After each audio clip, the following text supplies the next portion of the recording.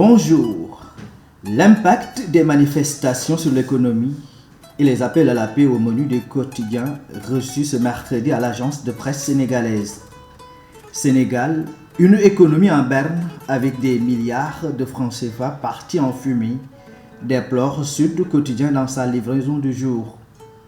En dehors du lourd bilan humain, l'affaire dite Sweet Beauty aura été très dévastatrice pour l'économie du Sénégal.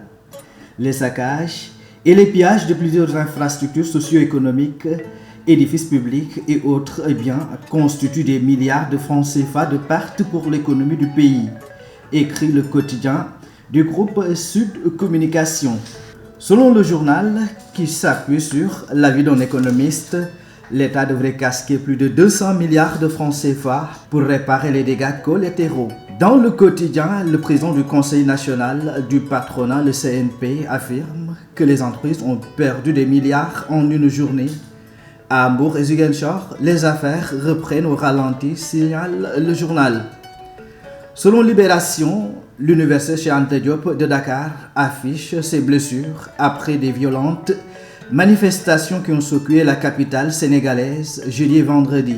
L'UCAD a subi de nombreux dégâts, archives détruites, bâtiments et véhicules brûlés lors des récentes manifestations consécutives à la condamnation de l'opposant Ousmane Sonko.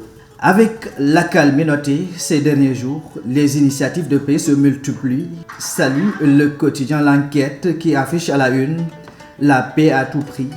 Pour le journal, la visite du chef de l'État, le président Macky Sall à Touba, suscite l'espoir. Il est temps d'arrêter l'autodestruction et cette descente vers le chaos, plaide à l'ultime dans Vox Populi. Le quotidien Le Témoin signale que le blocus du domicile d'Ousmane Sonko à la cité Keur Gorgui a été levé.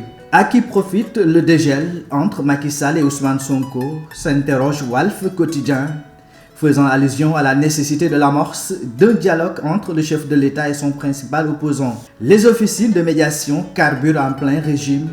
Le déplacement nocturne à Touba du président de la République en est une parfaite illustration.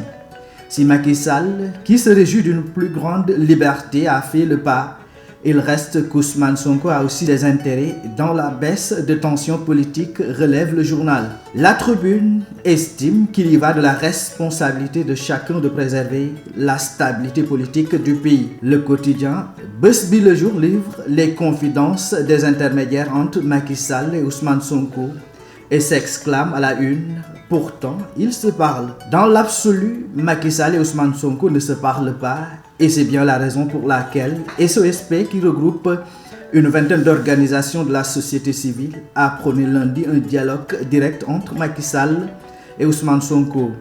Pourtant, depuis 2 semaines, les messages sont reçus 5 sur 5. Ils se parlent, ils communiquent, écrit le journal.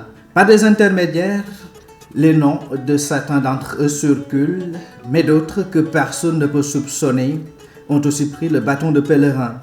Il reste que l'un et l'autre ne veulent pas céder une seule parcelle de leur ego, ajoute le journal. L'Observateur s'intéresse à la stratégie du leader de PASTEF, Afone, depuis une semaine. Le journal analyse la posture inhabituelle du leader de PASTEF, Ousmane Sonko. Et pour terminer, l'As quotidien se fait l'écho des pics et répliques entre Mbougar, Boris, Felwine et Yerodia. C'est la bataille des mots et des idées.